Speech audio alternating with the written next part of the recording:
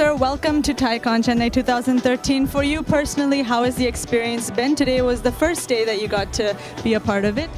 You know, I love the energy. The way the event started with drums, I thought was really wonderful. It kind of got everybody going.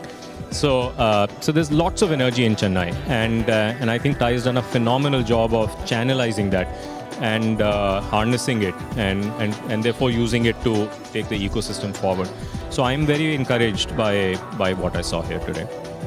And sir, yesterday we had the Pitch Fest where companies got to interact with investors as well. And today I'm sure you also got the chance to interact with a few individuals. So how do you think that perhaps through your speech and through the platform you were given, you were able to inspire these young individuals? You know, I don't know, because I think, I don't know, that you have to ask the people, what they took away from the speech.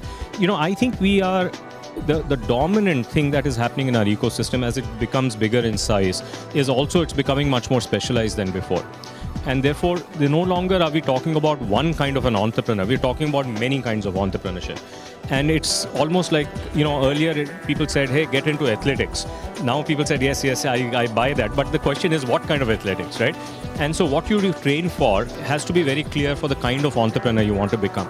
Now, I am a big believer that India's next 10 years are going to be dominated by entrepreneurs that focus on software products, because they've been given what I described today, a new power, a superpower, which has never been there in India before, and which is this power of combinatorial innovation. So I am of this belief that this is really where the big opportunity is, and I'm hoping that some of that came through, because while it's a tough thing to do, it is really an area where India is primed for success.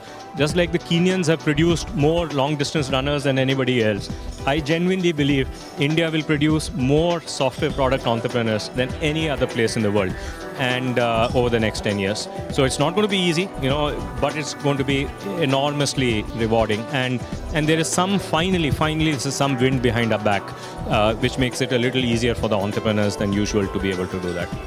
Definitely hope for the success of that as well. Just on a little bit of a light-hearted side, you mentioned superpowers. Of course, entrepreneurship is about having that power within yourself. So, which superhero,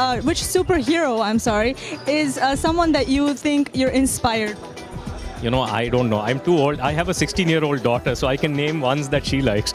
But but the point, I think, is, you know the story. All these comic characters, the superheroes, were manifestations of geeks.